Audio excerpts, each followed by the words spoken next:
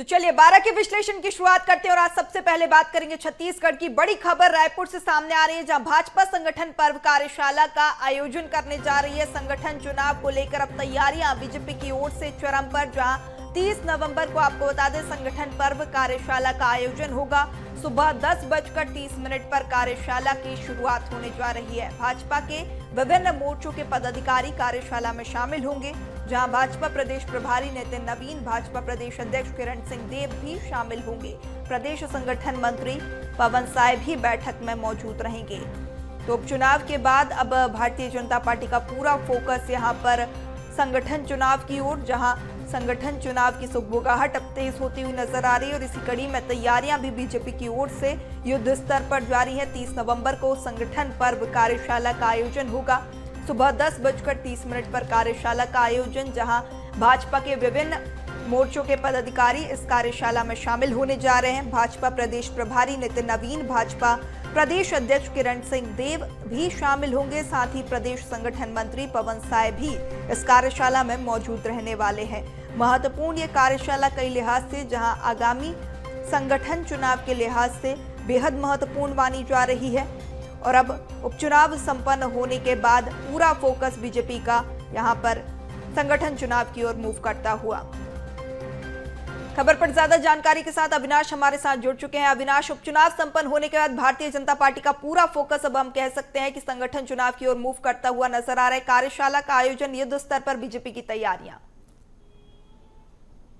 बिल्कुल, देखिए लगातार छत्तीसगढ़ में और पूरे देश भर में बीजेपी अपने संगठन को और भी ज़्यादा मजबूत करने के लिए लगातार कई तरह के कार्यक्रम आयोजित करते आई है। वहीं संगठन चुनाव की अगर बात करें तो लोकसभा विधानसभा चुनाव के बाद लगातार बीजेपी अपने संगठन के लिए सदस्यता अभियान पहले चलाई। संगठन में सदस्यता अभियान चलने के बाद अब जो संगठन चुनाव की जो सुगबुगाहट है वो तेज हो चुकी है। और सबसे पहले मंडल स्तर के बाद फिर जिला स्तर और प्रांत स्तर पर जो है अलग अलग संगठन चुनाव होने हैं। इसके लिए तमाम तैयारियां भारतीय जनता पार्टी करते हुए नजर आ रही है। संगठन को लेकर पहले भी बैठकें हुई हैं। 22 तारीख को भी एक महत्वपूर्ण बैठक हुई थी, जिसमें बूथ स्तर के जो कार्यकर्ता हैं उनको कैसे काम करना है, कैसे उनके लिए क्या कार्य प्रणाली रहेगी और कौन कौन से लोग जुड़े हैं, इस पर चर्चा की गई थी। इसके बाद से फिर से अब एक 2 दिवसीय बैठक होनी है, जिसमें तमाम संगठन के बड़े पदाधिकारी मौजूद रहेंगे। और इस कार्यशाला में संगठन को कैसे मजबूत रखना है, संगठन चुनाव को कैसे कराना है, इन तमाम विषयों पर जो है विशेष रूप से चर्चा होगी। और कहीं न कहीं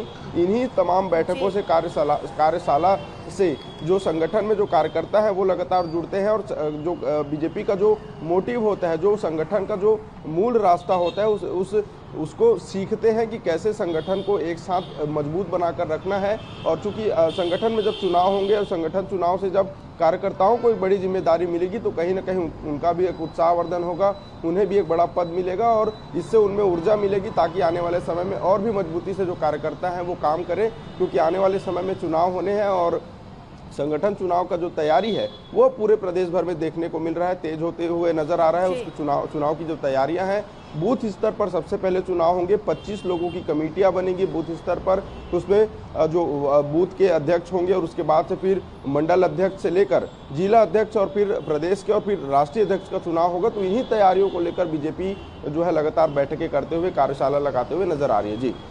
जी बिल्कुल, जिस तरीके से अविनाश देख रहे हैं कि संगठन चुनाव की सुगबुगाहट तेज होती हुई नजर आ रही है, क्या लगता है कुछ बड़े बदलाव भारतीय जनता पार्टी के संगठन में?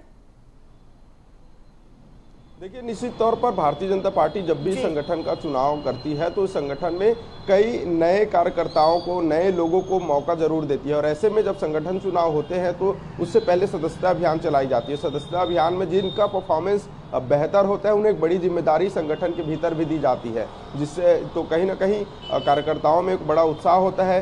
जो पदाधिकारी होते हैं उनमें एक बड़ा बदलाव होता है, कई नए पदाधिकारी बनाए जाते हैं। नए कार्यकर्ता जो होते हैं, जो काफ़ी लंबे समय से संगठन में काम करते रहते हैं, अपनी सेवाएं देते रहते हैं, उन कार्यकर्ताओं को भी संगठन में एक बड़े पद पर उनको जिम्मेदारी दी जाती है। तो ऐसे कई बड़े बदलाव संगठन में देखने को मिलते हैं और कहीं ना कहीं नए लोगों को भी एक बड़ी जिम्मेदारी दी जाती है, जिससे उनमें उत्साह बढ़ता है। और कहीं ना कहीं इन्हीं के चलते अलग अलग चेहरों को, अलग अलग नामों को एक बड़ी जिम्मेदारी मिलती है, तो उनमें भी उत्साह बढ़ता है और ऐसे में संगठन और भी ज्यादा मजबूत होते जाता है। जी बिल्कुल बिल्कुल, तमाम जानकारी साझा करने के लिए शुक्रिया। बने रहिए आप हमारे साथ, आपसे आगे भी चर्चा करेंगे।